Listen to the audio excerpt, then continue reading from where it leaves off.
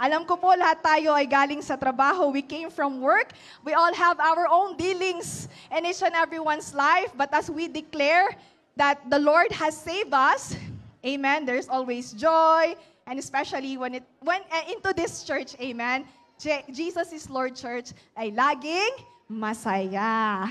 Amen. So praise God po. So for tonight, as we are declaring this month about revival, a call to possess the land, amen, I will be talking about, my teaching po for today is entitled, Take Possession of the Promised Land. Once again, my title po for tonight is Take Possession of the Promised Land. And my main text po would be found in the book of Deuteronomy chapter 1, verses 21 in NIV version. Amen. So what does it say in here? It says there po that, See, the Lord your God has given you the land. Go up and take possession of it as the Lord, the God of your ancestors, told you. Do not be afraid and do not be discouraged. On the other verse po, in Numbers chapter 14, verses 7 to 8, in NIV version, it says here, And said to the Israelite assembly pertaining to Caleb and Joshua po, the land we have, they told to the Israelites, the land we passed through and explored is exceedingly good.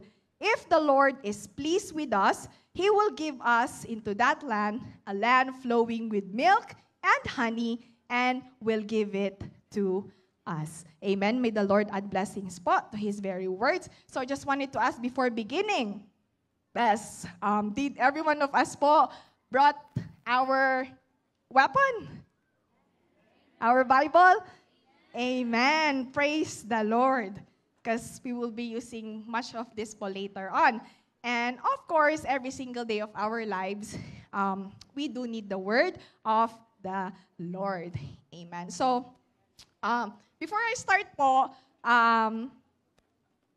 sabi po dun sa declaration, it was said in the declaration, a call to what? To possess the promised land, amen, of the promised land. Bakit kaya? Why did you think that there is a call for us to possess the promised land? So one point in that, as we are going to meditate on the Word of God, and if we're going to read the Bible po, especially when it comes to the Old Testament, we will notice, and I believe we know that not every single one of them did enter the promised land. It was only Joshua and Caleb. That's why our church is encouraging us, whatever that promised land is, na sana, hindi po sana, but prayerfully and victoriously, we will be able to enter it. Because in the Bible, as a warning, and it was been written na po, na there's a possibility that even if that land, that promised land, that promises of God has already been given unto us, there's a possibility that we won't be able to enter that. Amen? So there is a good thing, and there's also a warning which signifies the love of God to each and every one of us.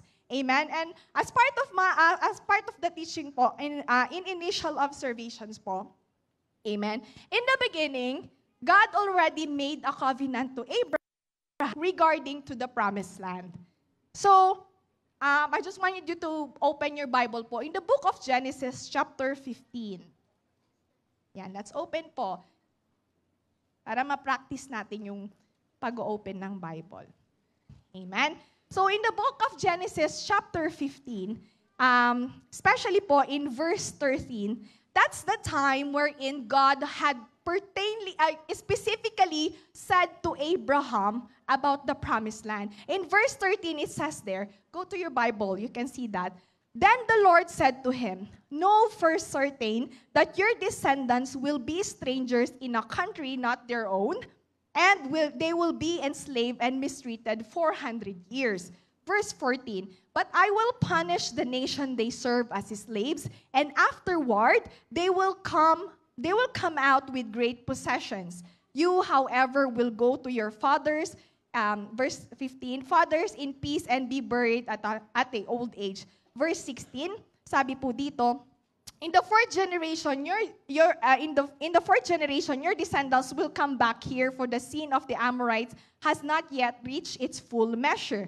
Amen. And I will just jump po in verse 18. On that day, the Lord made a covenant to Abraham and said, to your descendants, I give this land. From the river of Egypt to the great river of the Euphrates, the land of the Kenites, Kenizzites, Cadmonites, Hittites, Perizzites, Raphaites, Amorites, Canaanites, Girgashites, and Jebusites. Though it doesn't specifically about land of Canaan, amen, we can see the people that is living there. So the Lord already started in the beginning pa lang. Amen. So the Israelites haven't been enslaved, but the Lord has already foreseen that they will be enslaved for 400 years. And they will come out as a what? As a great nation.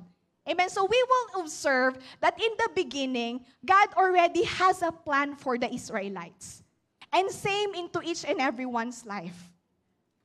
We were born, not just you were just born. Amen. When you were born, God already has a plan for each and every one of us. Amen. Just like Abraham and the Israelites, diba? God already made a covenant in the beginning. He called Abraham. Amen. And then, ayan na. Nagsabi po siya. Another thing po is that we can observe, promised land is a gift from God. Why did I say that it is a gift? Because no one is deserving, but by God's grace, love, and mercy, He has given us wonderful promises. Amen. Parang, naman po talaga tayo karapat-dapat. Amen. And then, even nga si Abraham during that time, di ba? Tubakas pa po siya nun I know, I'm sorry po, I mixed it with Moses. Amen. Even Abraham, he is not a perfect person. Amen. But then, he has been chosen by God to vision and to declare this promise of God to the Israelites, His chosen nation. Amen.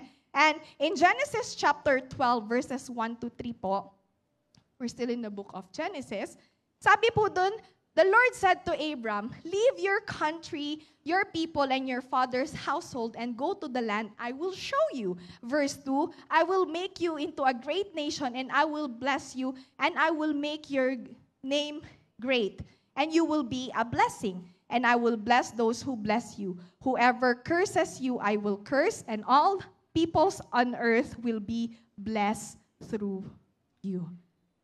Amen. So, ano pong pakiramdam nyo? For example, a person will approach you and then that person will say, kapatid, sister, brother, you know what? I will give you a house and lot. I will give you this amount of money. I will give you this car. You will possess this lot, this lot, this area, this land, that big. I don't know how much it's gonna be. But, what will you feel? Amen? Ganon din po ang Lord nun yung sinabi niya, I will make you as a great nation. Amen? Hindi pa nga naniniwala nun si Abraham tsaka si Sarah kasi matanda na sila. They were old during that time. Parang paraphrasing, the Lord told them a promise and they were like, wait, really? Is it gonna happen? Kind of like that.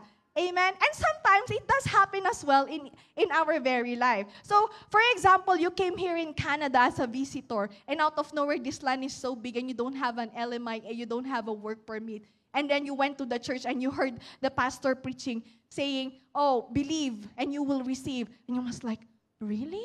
People are saying it's really hard to get LMIA these days. It's really hard to get work permit these days. It's really hard to be a PR right now. It's because the Canadian immigrants have changed a lot of things.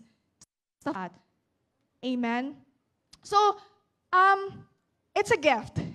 Amen? That we should be receiving. Another thing po that we can observe is the promised land has a purpose. It doesn't just come out and pop out of nowhere just to say that the Lord is giving them a promised land. And each and every one of us, the Lord doesn't just say, I will give you a promise. Just say that I give you a promise. It has a purpose.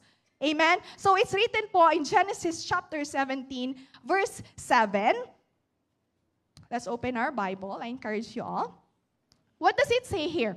I will establish my covenant as an everlasting covenant between me and you and your descendants after you for the generations to come. To be your God and the God of your descendants.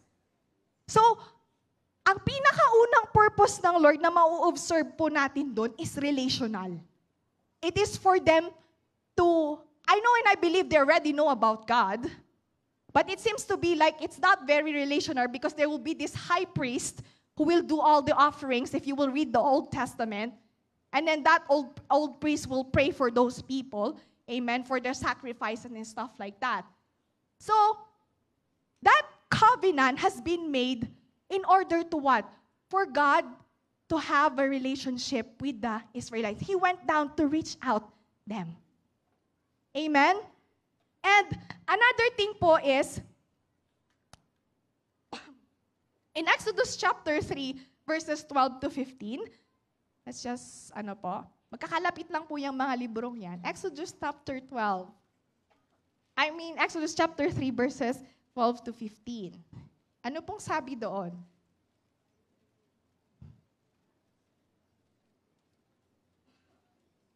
Amen? Ang sabi po dito, on that same, and God said, I will be with you, and this will be the sign to you that it is I who have sent you when you have brought the peoples out of the Egypt. You will worship God on this mountain. Another thing po that the Lord is pertaining is for them to worship the real God, not kung sino-sino.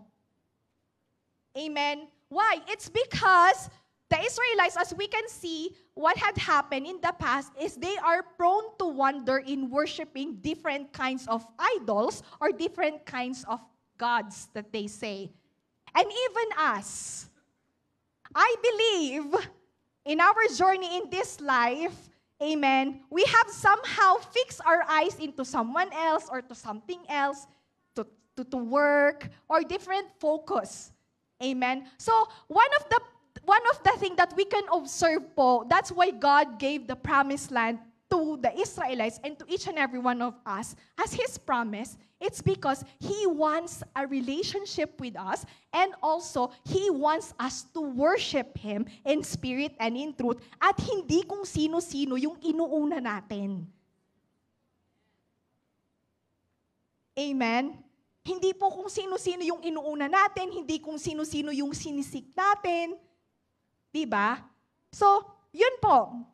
And another thing po that we can observe is, and the next slide please, the Israelites went to a journey to reach the promised land. Hindi sila yung parang, sabi ni Lord, okay, I will give you this land as my covenant to you. And then the next day, tumawid lang sila, andun na sila sa promised land. No. We will see that the Israelites went through a journey po. Amen? Let's just see Deuteronomy chapter 8, verse 2. Remember how the Lord, your God, led you all the way in the desert, these, how many years? 40 years to humble you and to test you in order to know what was in your heart, whether or not you would keep His. And so yung promised land, there is a purpose, and that journey as well also has a purpose. And what is that? To test really what's in here. Kasi actually, the Lord is really able to give us every single thing that we are praying for. The Lord can actually just, in one click, can give it here, now.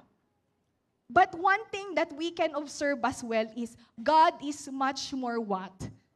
He cares more on our heart rather than giving that promise in one click. Amen? Because we know that He loves us. But that's why He cares more on what's in here rather than giving us or like spoiling us with every single thing that we want. Amen? So, patunayan din po natin na we are all in a journey.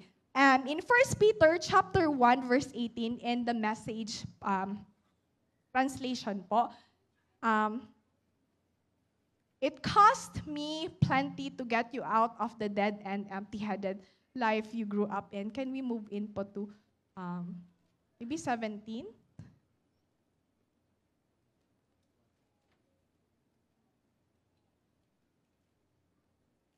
Okay, there we go. Verse 17, C. Sorry, I made my mistake. Sabi po dito, your life is a journey. You must travel with a deep consciousness of God. So, along these days, we are in a journey. From the day that we have been born, amen, until the day that we will be together with our God. That's a journey. That's given. Amen? And lastly po, as like what I've been mentioning, thank you po, man team, not everyone was able to possess the land. Sadly. Though that promise is given for each and every one of them, and nowadays, as we're living into this modern day, each one of us, God has a promise. But it is not a reassurance po that we will be able to possess that promise of God. Because there is certain things that we have to do. Amen? So, next slide po, please and thank you. And we can see here that promised land is equal to God's promises and great plan for each and one of us. Can you just please tell to the person right next to you, God has a great plan for you. And also for those people that are chatting with us online, I just wanted to say that God has a great plan for you. Amen? So, makikita po natin dito na, kasi minsan, ano ba yan, promised land? Ano ba yung land? Magkakaroon ba ako ng lupa? Am I gonna possess? Yes, it can be, but we don't take that one literally. We will take that as God's promise and plan for each and everyone's life. It's very specific. It's very unique po. Amen? That we have the same God who created the heavens and the earth, the God who loves us so much, the God who promises on Jeremiah chapter 29, verse 11, that what does it say there? Sabi ng Lord, for I know the plans I have for you, declares the Lord, plans to prosper you, and not to harm you, plans to give you hope and a future. I know and I believe we have already heard this a million times, but God is reminding us once again na dapat angkinin po natin itong verse na ito. Kasi tunay at ang Diyos po na ating sinasamba ay totoo. At siya ay buhay. Amen? In each and everyone's life, as we are here in this journey, I know and I believe we have this longing in each and everyone's life. We have these certain prayers that we pray to the Lord. And He hears that. But know for sure, along with those prayers, God has a plan. Amen? So, paano nga po ba natin possess ang promised land? So, I have 7 things here po to share. I know that we already know about it, but the Lord just wanted us to be reminded once again. Kasi, ang gamot po sa nakakalimot ay paalala. The medicine for those people who forget is reminders. In English, did I make it right? Amen? So, here po, how to take possess of the promised land. Number 1, know God and prioritize your relationship with Him. Know God and prioritize your relationship with Him. Bakit po ito yung unang puntos? Why is this is the first point for us to possess the promised land? Because, as we have studied in the initial observation, that God's purpose to those promises, that first and foremost is what? He wants a relationship.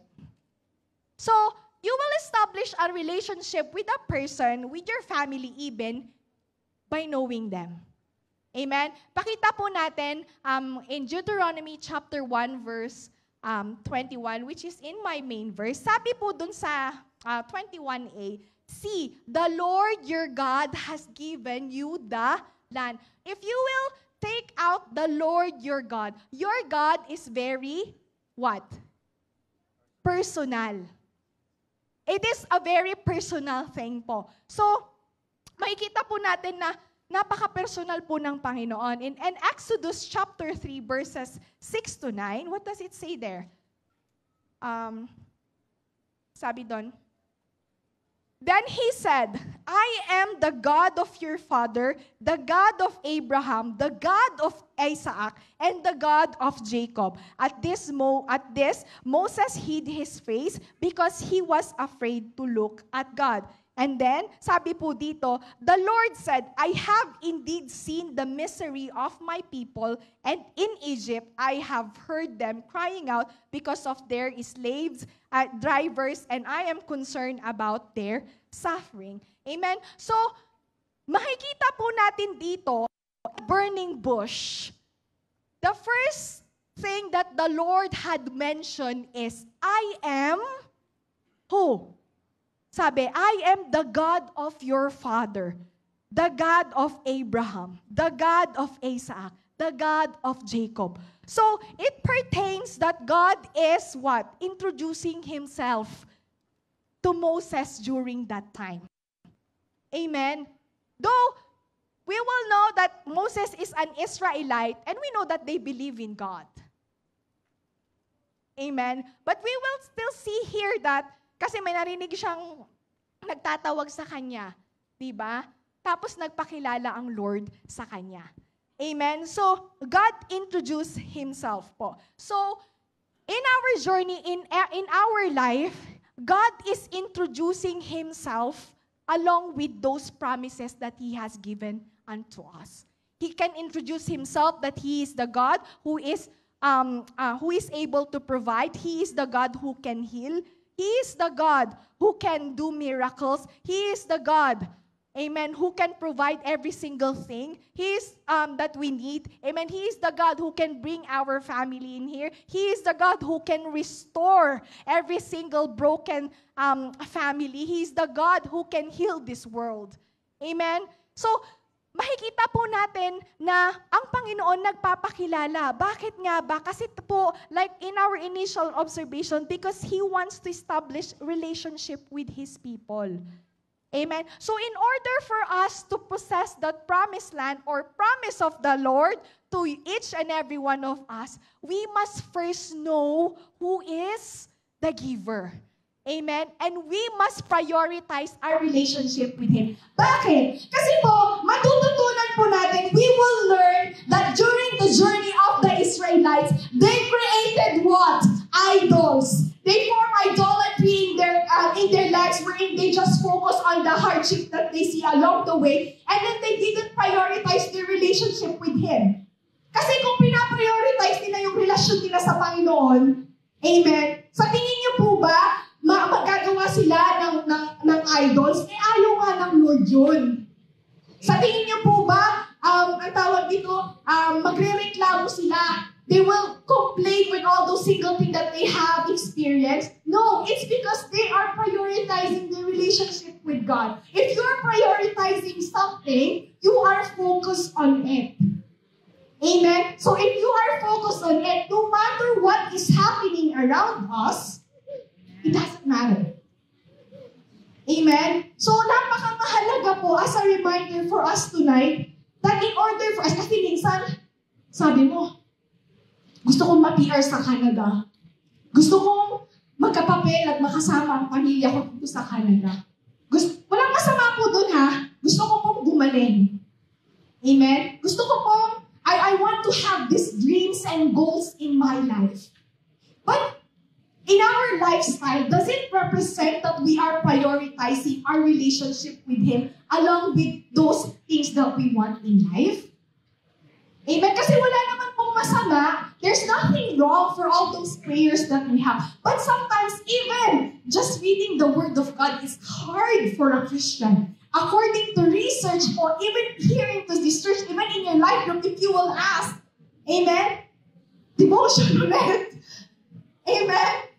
That doesn't represent about prioritizing our relationship with God. And at the end of the day, we will be complaining about, why is it my prayers not being answered?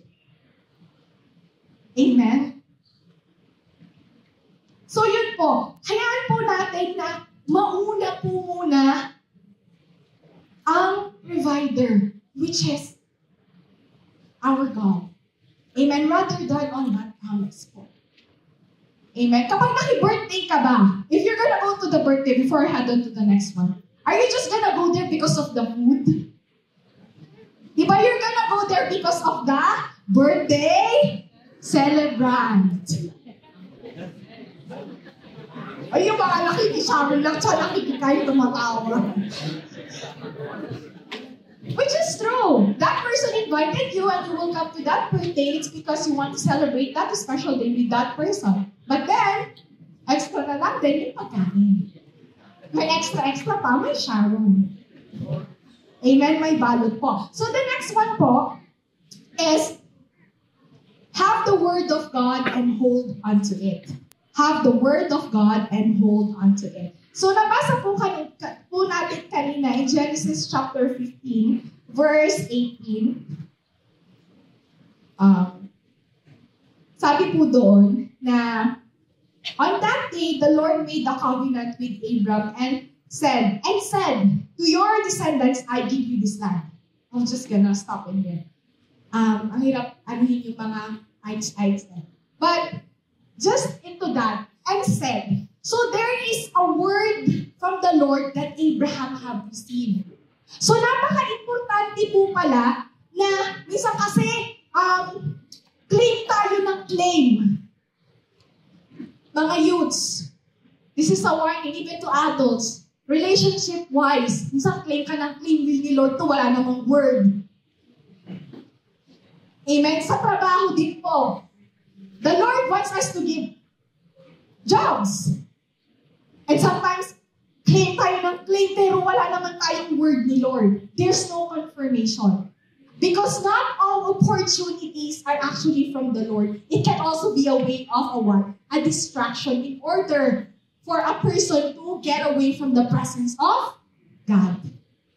Kaya napaka-importante po na para ma-possess natin ang promised land is meron po tayong salita ng Lord. We have the word of God and we have to hold onto it. Amen? So, we can observe that Abraham received a word from the Lord. And another thing po is, when we receive the word of God, we need to have a proper response. Amen? Last 2 weeks ago, I think that was Pastor Dino who was preaching about, paraphrasing, I forgot his title, about what will be our response po when we receive the word, a word from the Lord. Amen? So, napaka-importante po na sa Joshua chapter 1 verse 8, anong sabi din po doon? Study the book of the law always keep this book, isa ibang version pala yan. Keep this book of the law always on your lips, meditate on it day and night so that you may be careful to do everything written in it. Then you will be prosperous and successful. So, makikita po natin dito na for us to know those prosperity and success in life, not just earthly things, but also heavenly things, we must have the word of the Lord and we must study it day and night. Amen? So, kamusta yung Bible yung katabi mo? Tingnan mo nga, baka may highlight ba? May... baka mamaya bago pa. Amen? So, kaya ng sabi ko, we cannot claim if we don't even really know. So, napaka-importante, napakahalaga na we need to have the Word of God. Amen? And in our response, we need to hold on to it. Kasi alam niyo po ba, okay, so Abraham received the Word. So, they went out from Egypt. Pero bakit? The question is, why did the Israelites just easily, ang dali nilang binitawan yung promise ni Lord na sinasabi nila, balik na lang po kami sa Egypt kasi doon may karne. Balik na lang po kami sa Egypt kasi doon kahit nahihirapan kami, we are being provided with food. Bakit ganun po kadali bitawan ng salita ng Panginoon on those times? And even into each and everyone's life. Diba, I know and I believe each and every one of us has a life verse or something that we hold on to. Pero sometimes, even to me, I can sense that if we're going through hardships, mapapa-question ka na lang eh. Parang, Lord, totoo ba? Is it gonna really, is it going to happen? Amen? So, napaka-importante po na, like this, pahawakan po natin, huwag natin i-let go. Amen? Why? Let's see po in Luke chapter 8, verses 11 to 15. Amen? So, in Luke chapter 8, verses 11 to 15, it shows po the parable of what? The seed. Amen? The seed which is the word of God. There will be this seed, next verse po sa 12. Listen, baby. Sabi doon, along the path are the ones who hear and then the devil comes and take away the word. So yung mga pinagsasabi ko po ngayon na sinishare yung word of God and even the word of God that our pastors have been preaching it, there's a possibility that if you come out from this, from the church door, the devil will what? Take it away. And then anong mangyayari? And they may not believe and be saved. Deception is happening nowadays because we're living in the last days. Kasi baka sabi mo, we can be easily deceived if we don't have the word of the Lord. Amen?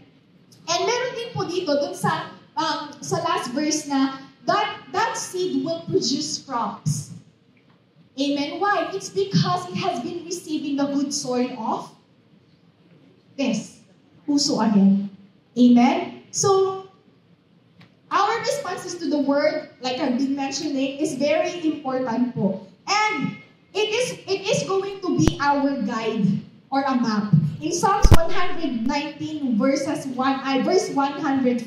Psalms 119 verses 105, what does it say there? It is a lamp to my feet and a light for my path. So, parang kanina yung sinabi po natin that we are in a journey. So if you are in a journey na madilim at wala kang ilaw, how can you go to the right direction then? Amen? It's gonna be hard. I don't know if you have seen po the live of the Youthsnet Powerhouse. The youths went on they had blindfold po, and then they had this goal to go to the cross. And then there will be obstacles po. Amen? So, putting ourselves in there, we don't know the way. That's why po, in this life that we are journeying with po, napaka-importante na meron po tayong guide, which is the Word of God. Amen? And in Habakkuk po, ang sabi po doon is we have to write it down. In Habakkuk chapter 2 verses 2 to 3, we have to write it down. Why? It's because we can or possibly forget about it. Amen? Write down the revelation. Kaya nga po, ini-encourage tayo. It's very biblical as well that in our devotion, we have to write it down. Write it down. Yung tablet ngayon, the tablet these days, it's very high-tech. They go on the iPad or the phone. Amen? Why? It's because we can easily forget about it. Amen? So, ayun po. Share ko lang din po before I move to the next one. So yun po, yung sa preaching po ni Pastor Dino, he asked the people to read one chapter. And then, inurasan niya, they put a timer. They read one chapter and then they put a timer. How long would it be? How long will it take for a chapter to be read? And then it was like 5 minutes. Because sometimes these days, like, it's actually like a rebuke with love po. Now, we say that we are busy, so busy in our life that we can't even read a chapter po on our Bible. It's because we're too busy, we're too tired. But if you will time it out, it will just take 5 minutes to read one chapter. Amen? So, 5 minutes lang pala eh. Amen? So, alam mo yun, yung 5 minutes na yun, eternal yung value. And we can go more beyond that. Amen? And another thing po, in number 3, in order for us to take possession of the land, is obey the word. Hindi lamang po, it will not only go in a way that we will have the word of God and it will stay there. We have to obey it. Amen. And in Deuteronomy chapter 11, verses 26 to 29, it talks about what? Blessings in obedience and curses in disobedience. Sabi po doon, see, I am setting before you today a blessing and a curse. So we will have a decision in here. What are you going to take? Who wants to have blessings? Amen. Who wants to have a curse? No, amen. Right? So who wants to obey the Lord? Amen. Sorry, ang daling sabihin ng amen, no? But that amen will be, you will be really tested on that. Me standing in front is really hard to say that too. It's because we just don't know. But then one thing is for sure that we can trust on the Lord. Amen. Standing in front of here, hindi po madaling mag-preach. But this is a privilege. Amen. That the Lord has given po. Even to your life group leaders po, to those people who share. Each one of us, it's a privilege po to share the Word of God. It's hard because sometimes we will receive rejection. We will receive people who will ask us about things. They will even mock us. But that's okay. As long as we obey the Lord. And, amen, we obey the Lord because we love Him. Amen? So, another thing po, in Numbers chapter 14, verses 8 to 9, para lang po mapatunayan na obedience to the Word is very important. Sabi po doon na if the Lord is pleased with us, He will lead us into that land, a land flowing with milk and honey, and will give it to us. Only do not rebel against the Lord. And it talks about obedience. Again, and obedience is an evidence of trust. Obedience is an evidence of trust. With that, faith is being developed po. Amen. So, sabi po ng Lord, go up and take possession of it. Dun sa main verse natin, which is Deuteronomy chapter 1, verse 21. Go up and take possession of it as the Lord. Take possession of it as the Lord, the God of your ancestors told you. So meron po siyang sinasabi, sige na! Pumunta ka na! I-take mo na! Pero anong ginawa nila? What did they do? Paano pag sinabi, sabi ng Lord, sige na, invite mo na yung person, yung kaibigan mo, yung coworker mo. And you were like, Lord, pag-pray ko muna. Amen. Sabi ng Lord, sige na, go na. If there's a go signal, go for it. Because it's the Lord who will, tawag nito, be with us. Amen. So I have a testimony po in here because in my job right now, in my new position, I was about to not take the offer. It's because Mama is here. I wanted to spend more time with her. But then I really prayed to the Lord, and then the Lord said, like, no, go for it. Go for it na. Kasi sabi ko, Lord, I've been living like really alone and then just go wherever I can go, stuff like that. But now I need to balance family, ministry, and even to my job because I will be working full-time. And I was like, Lord, can I do it? But then the Lord says, no, go for it. This is my promise to you. Amen. And I was like, okay, Lord. But praise God. Amen. Buti na lang po sa habag at biyaya by the grace of God. Amen. I am working full-time Monday to Friday po right now. Amen. And I'm able to serve the Lord po by His grace and His mercy. And I'm also able to spend time with my mom. Amen. Na pag-uwi ko, sige pa, palakpakan po natin ng Panginoon, all for His glory. Sabi ko, pag-uwi ko, ang sarap pala if I will go home and then there's already cooked food. Someone, Ate Bambi told me, Tep, it seems like you're gaining weight. And then I told her, praise God, Ate, it's because when I get home, there's already food ready. Amen. So, alam mo yon, siguro if I decline that and I didn't listen to the Lord, yes, I will still get it because the manager mentioned, okay, Stephanie, it's okay. I will still keep you, but you will start in the month of October. It's fine. But then, iba na yung mangyayari eh. Amen? So, napaka-importante po sa buhay natin, we have to obey what the Lord is telling us. Amen? And sometimes it doesn't make sense pa. Because it's different from our situation. But the thing there is we have to trust God. Amen? Pakisabi sa katabi mo, even if paulit-ulit na, trust.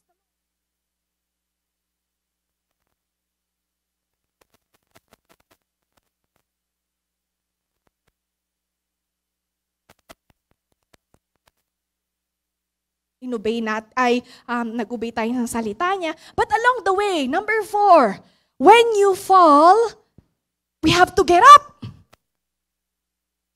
Kasi, tayo po, it's because each one of us is not perfect. In our Christian life, we will sometimes really just fall short of His glory. Na may mga pagkukulang po talaga tayo minsan sa Panginoon. And in here, along the way, we can actually see that these people wasn't able to enter the promised land because they didn't repent. Amen. And there's this something na, ang tawag nito, si Moses, una, nag-reason out na nga siya. Tapos pangalawa pa siya. Instead of speaking to the rock, what did he do? He struck the rock. So, makikita po natin that God's grace is abundant, but we shouldn't be abusing His grace. Amen? Another thing, the Israelites made a golden calf. So in the beginning, when Moses was in Mount Sinai for 40 days. Amen? Sorry po, 40 days. Ano nang ginawa nila? What did they do? That's only 40 days. They already made a golden calf. May idolatry agad. And then what did the Lord do? Nilagay ko po dyan so you can actually read what had happened. I won't read every single thing na po. Amen? So, there is this golden calf, but then sabi ng Lord, ready to strike na siya. Amen? Pero si Moses nag-intercede for those people. So grace again. Hindi na annihilate yung buong Israelites. Amen? Pero anong ginawa nila ulit? Nag-grumble na naman sila, Lord, wala kaming karneng kakainin. And hindi pa natatapos dyan. When the spies went to that promised land to scout it, hindi pa sila natuto. Nag-grumble ulit sila. They were saying, no, please just bring us back to Egypt. Let's take another leader. Sabi po nila. Sabi po dun sa Numbers 14 verse 4, and they said to each other, we should choose a leader and go back to Egypt. So makikita po natin that in their journey, they were taken out from Egypt. Yan na. They fell. Okay, they went up again. They fell. They went up again. And then it is. Deadline na. Promised land. Hindi na natuto. Nag-complain ulit. Anong nangyari? Hindi nakarating sa promised land. So, in order for us to take possess of the promised land po, the Lord is asking us to what? To repent. Amen. The Israelites fell to sins, and so do I, and so do each and every one of us. But by God's grace, He gives us chances to repent. So we can continue the journey and finally and victoriously reach the promised land that He has given unto us. Amen. So makikita mo, kung ngayon nandito ka pa, andito rin ako, habag at biyaya ng Panginoon to. Amen? Palakpakan po natin ng Panginoon. It is by grace. Kaso nakakalungkot, no? Kunyari, ito ako, on this side, promised land. Andyan lang. It's near yet so far. So now, kapatid, in your life, do you think that that you failed the Lord? Do you think that you failed your family even?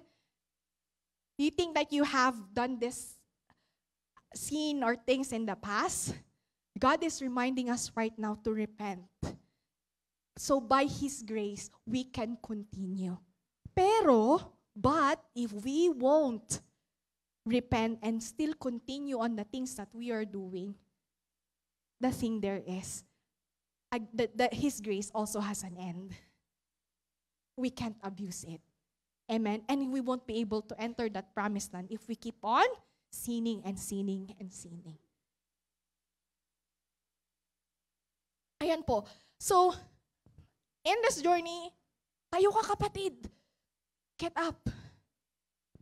No matter what other people will say to you, as long as you know to yourself that you have repented, you have humbled down yourself before the eyes of the Lord, and you wanted to be restored. Amen?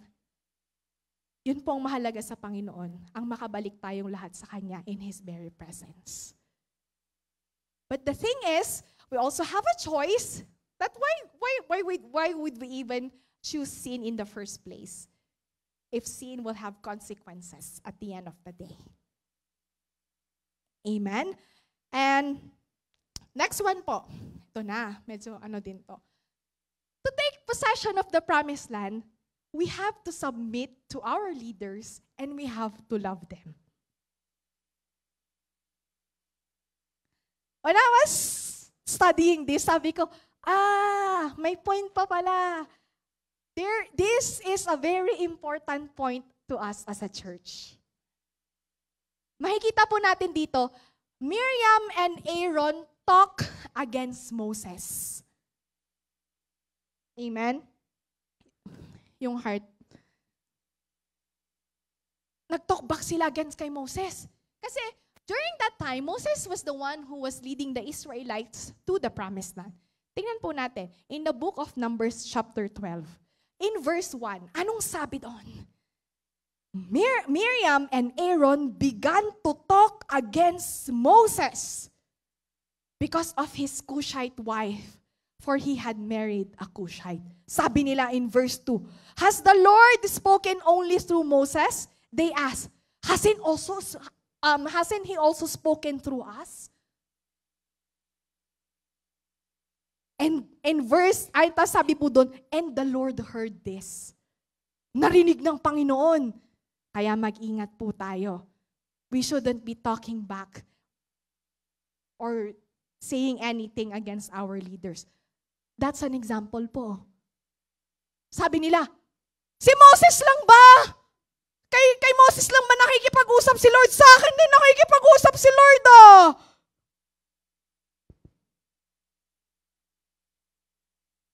Paraphrasing. And then the Lord heard it. And sabi pa nga doon,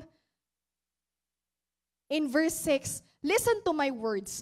When a prophet of the Lord is among you, I reveal myself to him in visions. I speak to him in dreams. He's speaking to Moses, pertaining to Moses.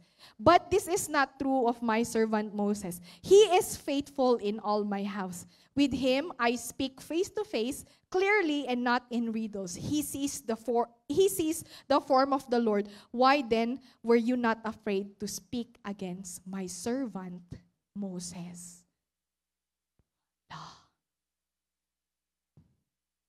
Kaya napaka-importante po na we have to love our leaders. Kasi the Lord got angry with them and He left them. And what happened also is Miriam became leprous. Anong ginawa nila? Nag-talk back. Nagsabi lang. And then at the end of the day, there was a consequence of what they did. And another thing po, sige, hindi lang yun yung isa pangalawa pa, Israelites grumbled against Moses and Aaron. In Numbers chapter 14 verses 2 to 4, sabi po doon, all the Israelites grumbled against Moses and Aaron, and the whole assembly said to them, "If only we had died in Egypt or in this desert. Why is the Lord bringing us to this land only to let us fall by the sword? Our wives and children will be taken as plunder. Wouldn't it be better for us to go back to Egypt?" And they said to each other, "We should choose a leader and go back to Egypt." This is a sign of rebellion. Not aligning with what their leader has been saying. Sabi ni, let's possess this land. This is the promise of God. Pero sabi nila, hindi.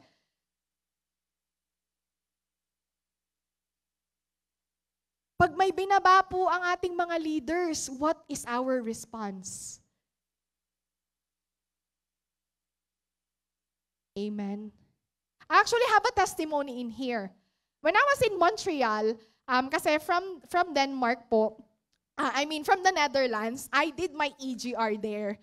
So when I went to Montreal, the leaders were saying, "Stephanie, you have to redo your EGR." And you know what my answer was? Sabi ko, Bakit?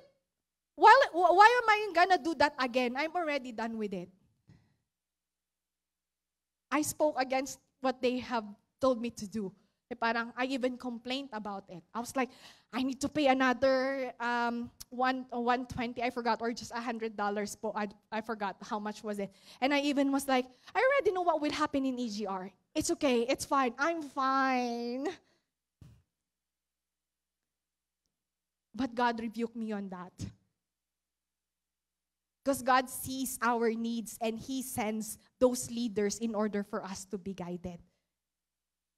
And masushow lang po it will only show up the condition of our hearts through those responses. Another thing po, I don't know if Pastora can remember it. It was, I think, 2 years ago or 3 years ago, there was this John Bevere training. And then Pastora caught me outside. Sabi ni Pastora, "Step, why are you here?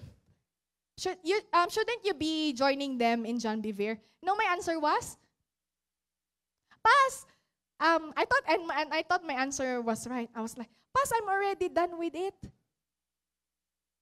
I'm okay. I mean, in my inside, I was like, I'm okay. I'm fine. King Chana, I'm already done with it. Like, no, I know what will be that thing. Will be what they're gonna show. I'll be just watching stuff like that. I've heard about that." And then, well, of course, our leaders has discernment. She mentions like, "Word naman yan ni Lord.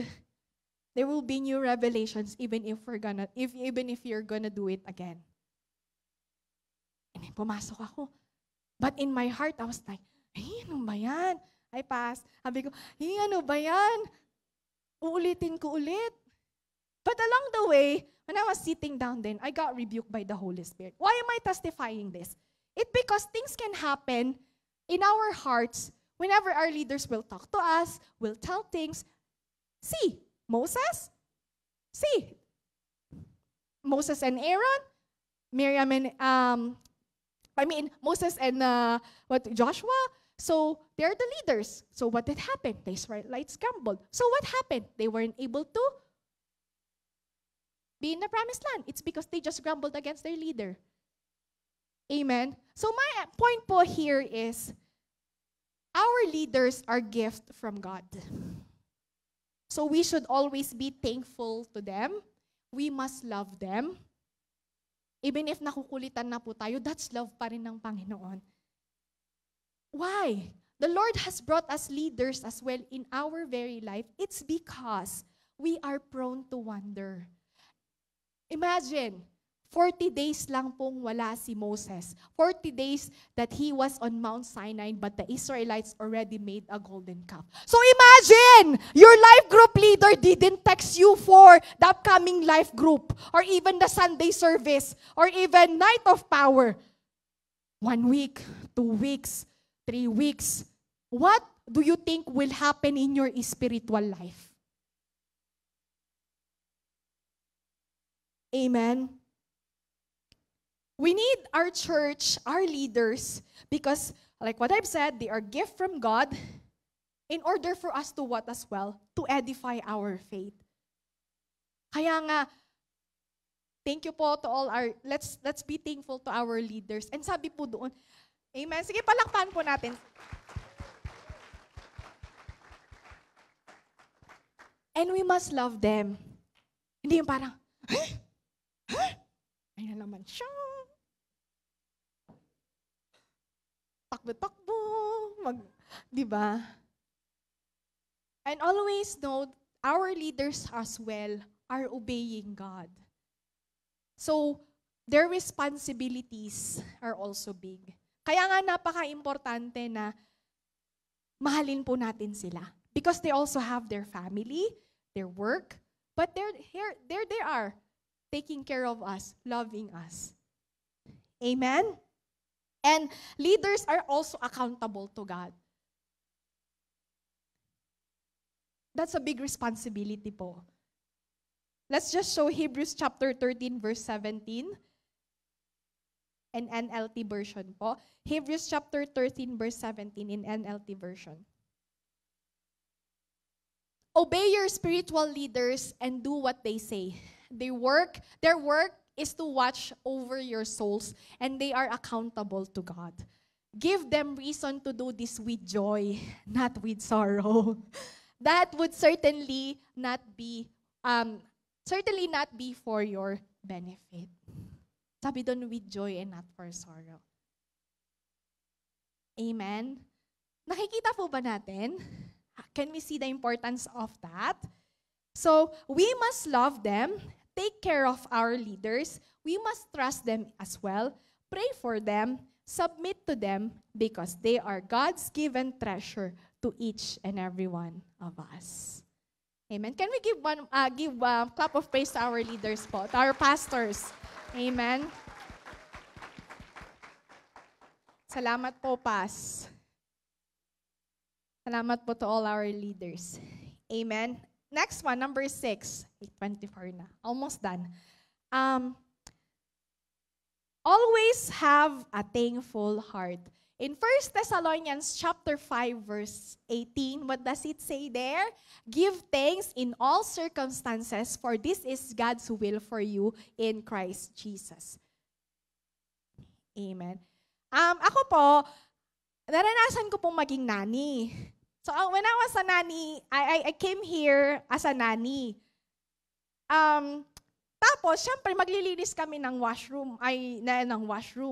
So sabi ko, Lord, I'm professional in the Philippines, but why am I doing this? And then one time, Pastora Mercy's preaching, she was like, from Montreal, she was like, give thanks. Dapat, kapag naglilinis ka ng banyo, sabi mo, give thanks to the Lord, our God, our King. His love endures forever. Ginawa ko yun. Give thanks to the Lord. And iba, I was like, Lord, thank you kasi you brought me here in Canada. Amen.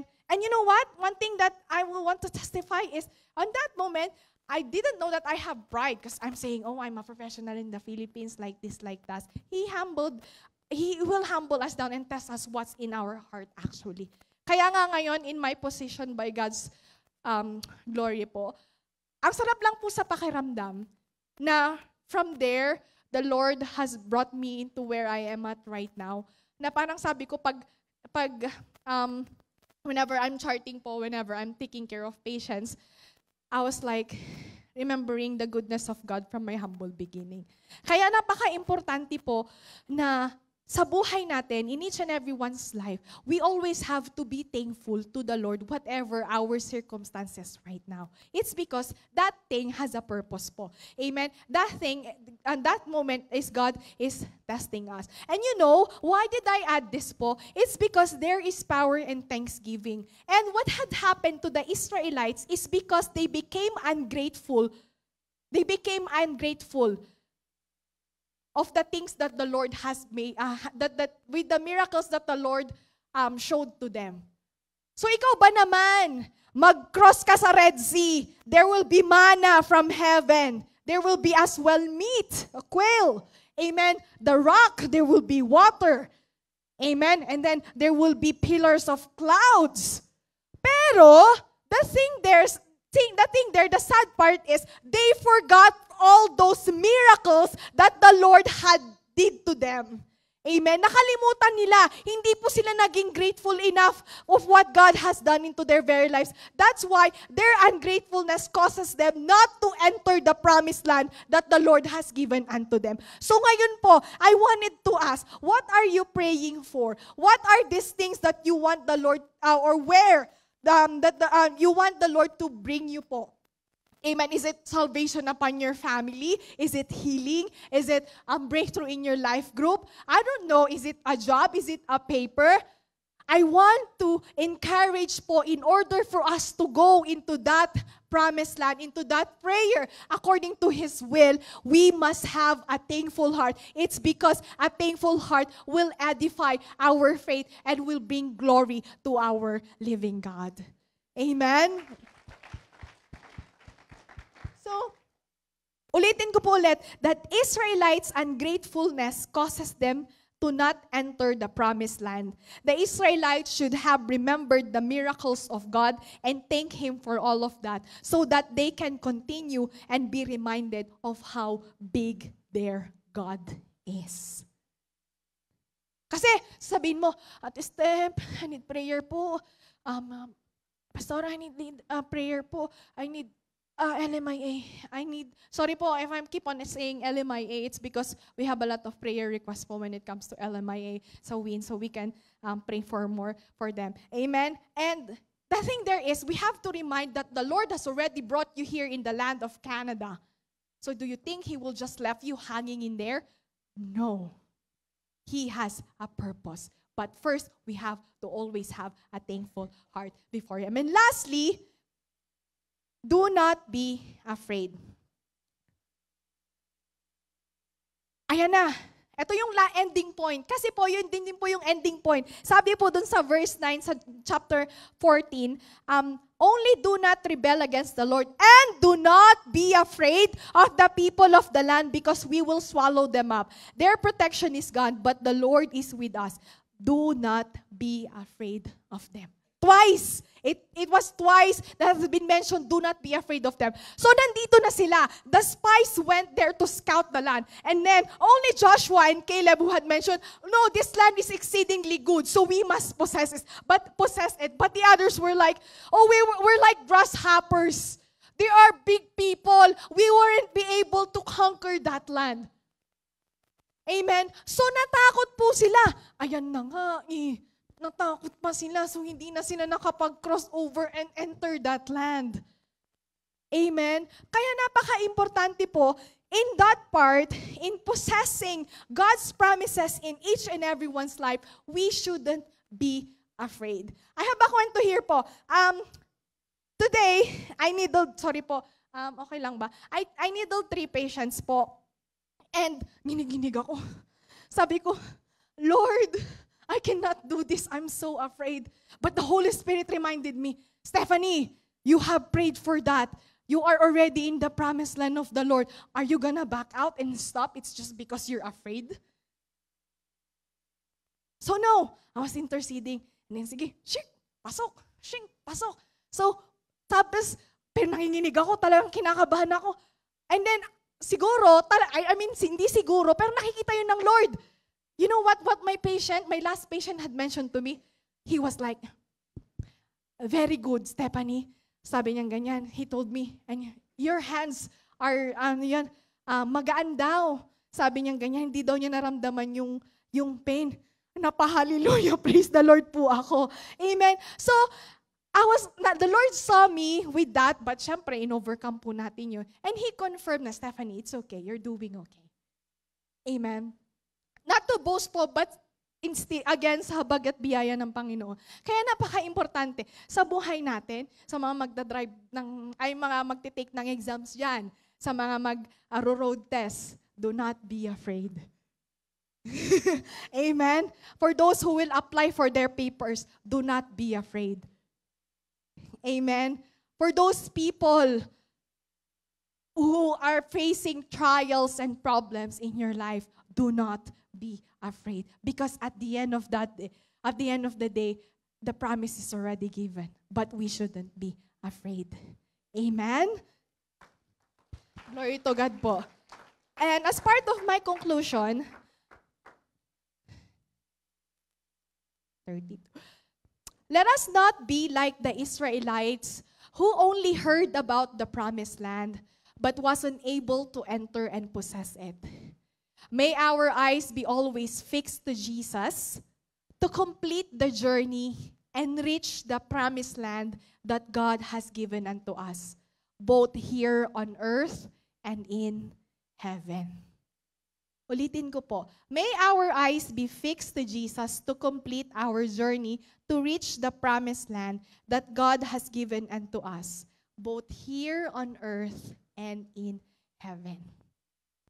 Kasi baka mamaya, salvation-wise, which is the very promise of God to us, hindi tayo makarating doon kasi nag-grumble tayo. Kasi we didn't submit to our leaders. Kasi hindi tayo nagbigay ng time for our devotion. Kasi natakot tayo. Kasi ganito, kasi ganyan. So you know what? If our eyes is fixed to Jesus, kita natin siya, so makikilala natin siya. If our eyes is fixed to Jesus, we will prioritize Him. If our eyes is fixed to Jesus, we will have His word. If our eyes is fixed to Jesus, we will hold on to His promises no matter what is going on around us. If our eyes is fixed to Jesus, we will obey the word no matter what will happen. If our eyes is fixed to Jesus, nadapa man tayo, magpapatuloy tayo. If our eyes is fixed to Jesus, we will submit to our leaders. It's because they are gift from God. If our eyes is fixed to Jesus, we will always be thankful because we will see the good things that He has done in our lives and His greatness. If our eyes is fixed to Jesus, we will not be afraid. Kasi nakatingin ka lang dun. Hindi ka nakatingin dun sa leon na nandun sa nandun sa paligid mo. Amen. I brought extras here po. Before we do them, we stand up. This is my prayer notebook that I started in Denmark. Sorry po, maiyak ako. I wrote here, sabi ko, Lord, I'm going to Canada. I don't have money for the placement fee. And I don't even have a family to go there. I wrote every single prayer that even if right now I have it in here, makikita niyo po dyan, it's not only my personal prayer, but also prayer of the people that will ask prayer for me. Paubos na nga eh. I need a new prayer notebook. Bakit ko po ito dinala?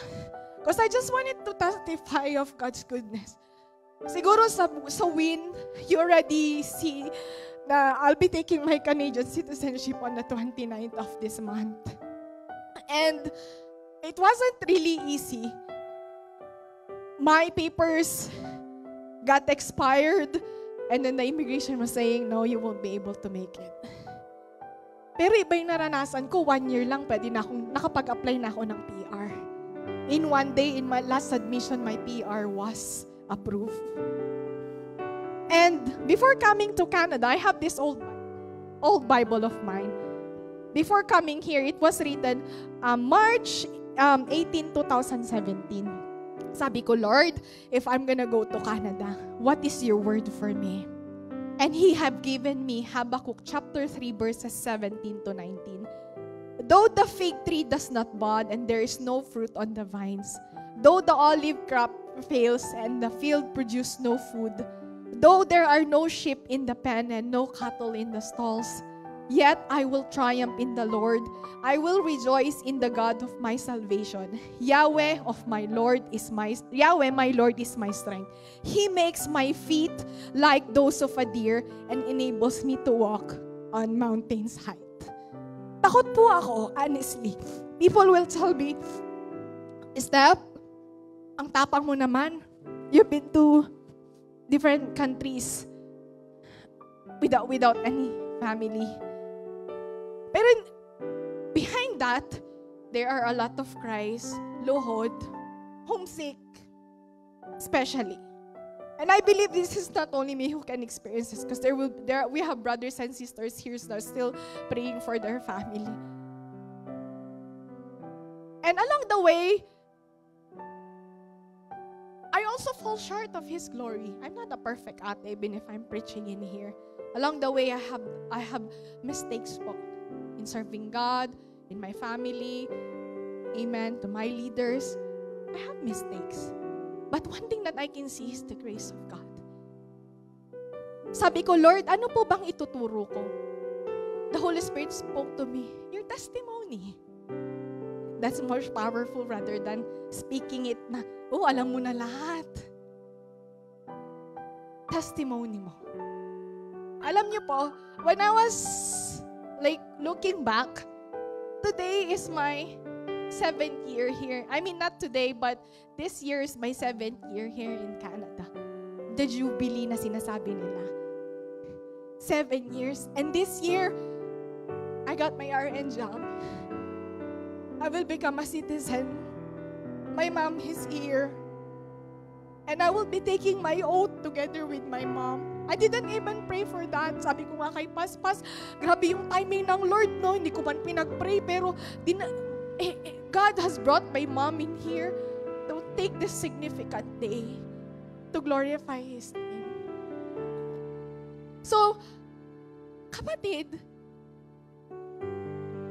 brothers and sisters, and even those that are tuning with us,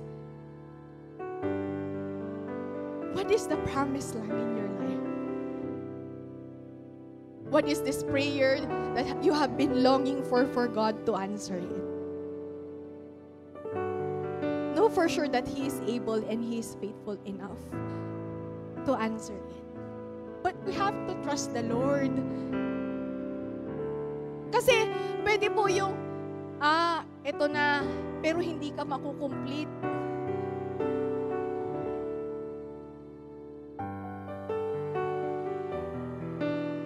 It's, tawag nito, mahirap po.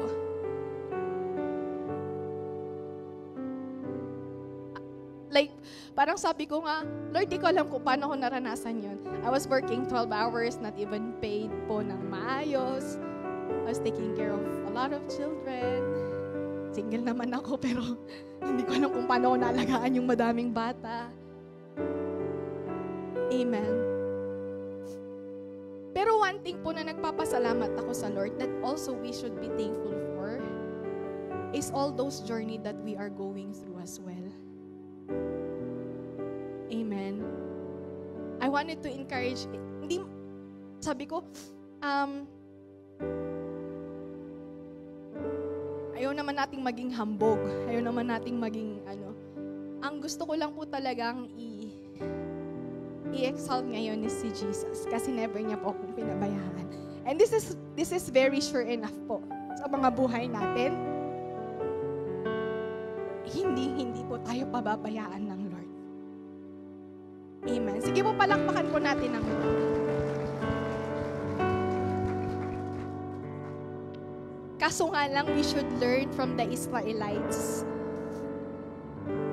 Yung mga pagkakamali po nila, sana hindi rin po natin, I also pray that to myself. Hindi po natin uulitin. Amen. So this prayer notebook po,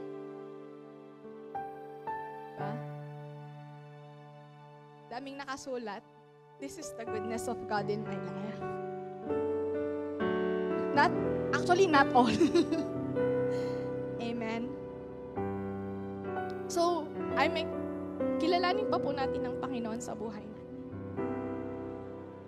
That's it. Sige po, tayo po tumayo lahat.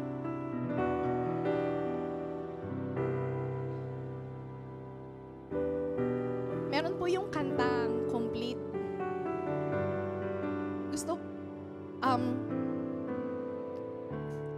sabi po doon, so I lift my eyes to you, Lord.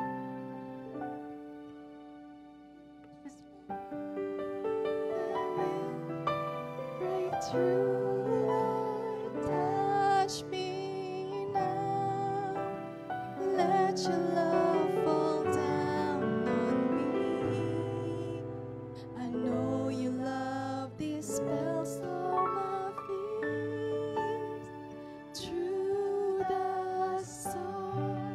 storm meron ka ngayon?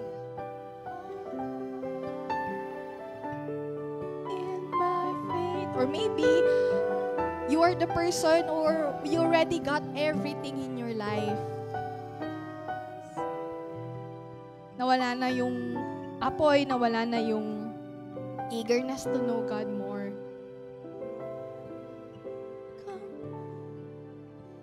Tonight, let us invite Jesus once again in our very life po as we sing this song prayerfully po.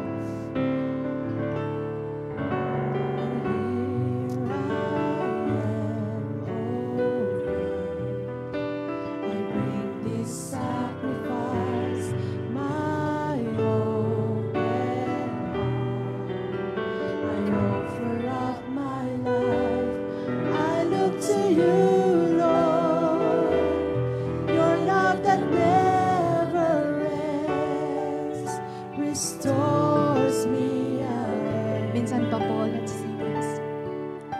And here I am, oh God, I bring this sacrifice, my open heart.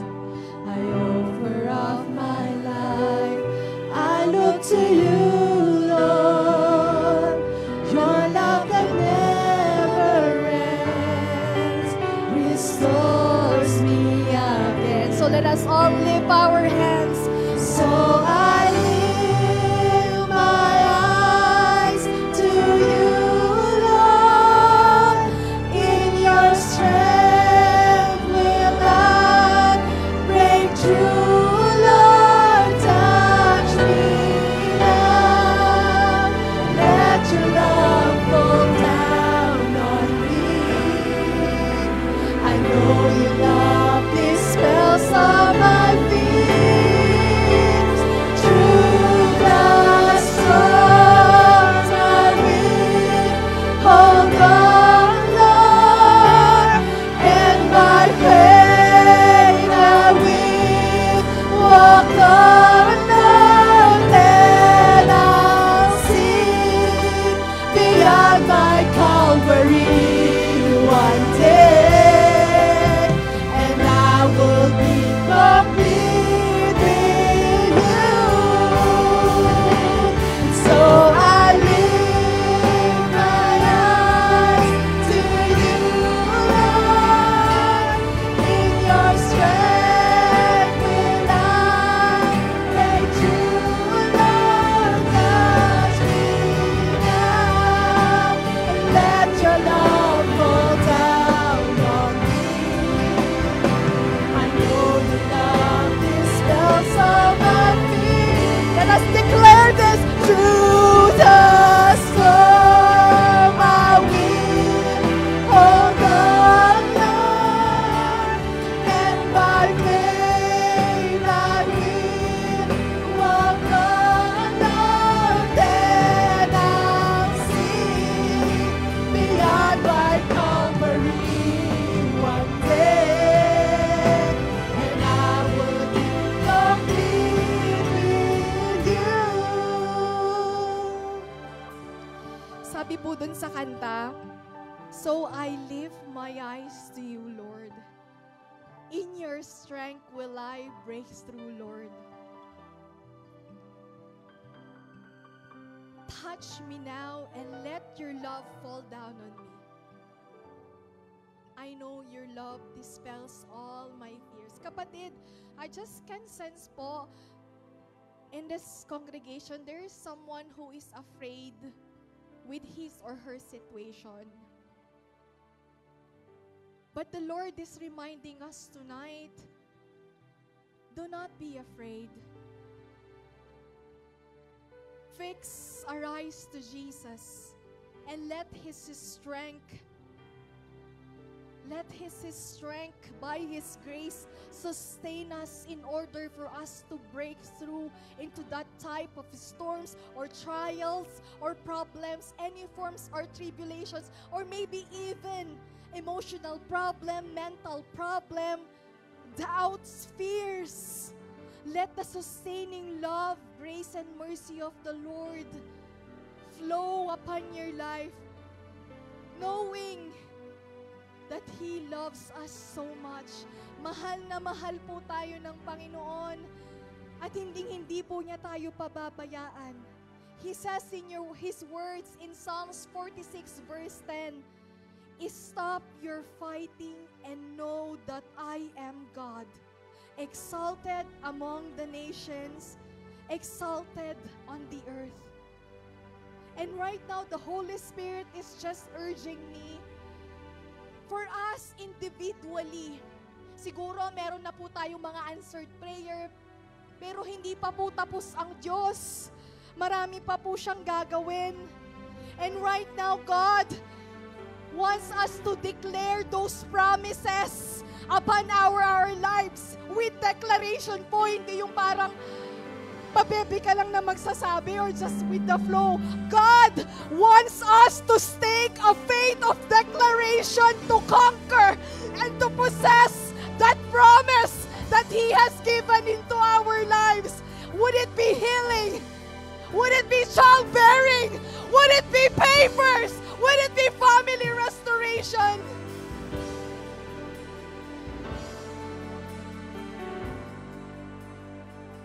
Would it be spiritual restoration? I don't know what it is.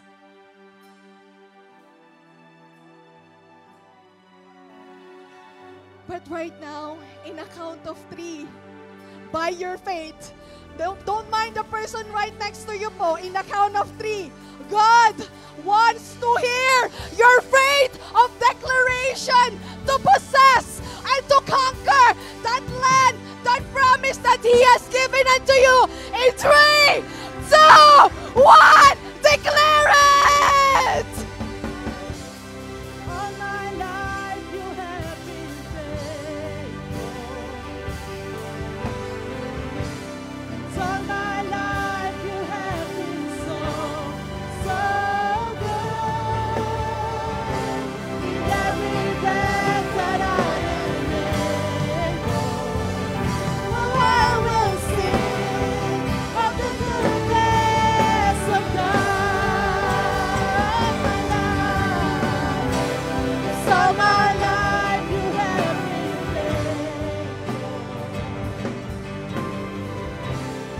All my life you have been so, so good. In every breath that I am able, I will sing of the goodness of God. Your goodness is running after me. Your goodness is running after me. With my life laid down, I surrender now. I give you everything. Your goodness is running after me. Your goodness is running after me. Your goodness is running after me. With my life laid down, I surrender now. I give you everything. Your goodness is running after me. Yes, so God, your goodness is indeed running after to your people. That's why we pray tonight that help us to know you more and prioritize our relationship with you. Father, help us to seek your word every single day of our lives and to hold on to it so no deception shall ever come into our life.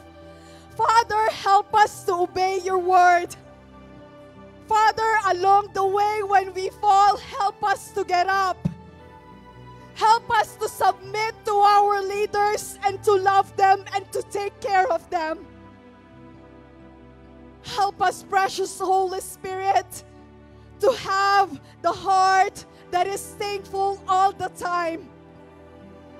And help us to be not afraid that no matter what circumstances that we will face in this journey, we will victoriously overcome it. It's because if God is for us, who can ever be against us?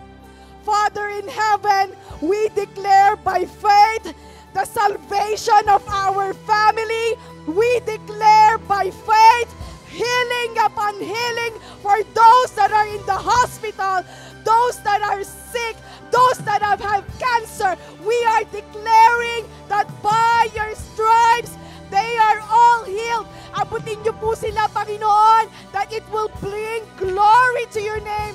Salvation upon salvation in Jesus' mighty name. We declare for all those people that will take their exams, that they will pass it, oh God, with flying colors, with wisdom, knowledge, and understanding coming from you. As they prepare, you will sustain them with your strength. For those people who have just passed their paper, Father, we declare victory for all those papers. We declare provision upon provision.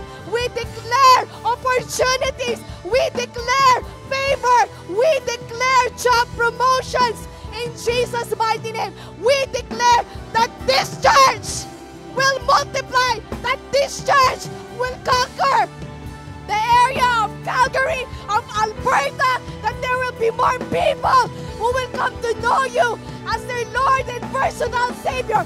We declare that no weapon, no works, no plans, no walls of the devil shall ever prosper upon this place. In Jesus' mighty name, we declare, and with the authority that you have given unto us, no rebellion, no deception, no division. In the mighty name of Jesus, no wrong doctrine. In Jesus' mighty name. And we let loose. Hallelujah. The power of the living God to manifest sa aming mga buhay. Father in heaven, as we declare that by faith, you have seen our hearts. You have seen every single one of us. Lord, let it be done. Let it be done. Let it be done, oh God. All for your glory and according to your will and to your purpose. Father in heaven, maraming salamat po. Maraming salamat sa inyong kabutihan, sa inyong pagmamahal, sa inyong habag, sa inyong biyaya, to all those answered prayers, to your promises, to your goodness, to your grace, and to your mercy. Sige po, palakpakan natin ang Diyos na buhay.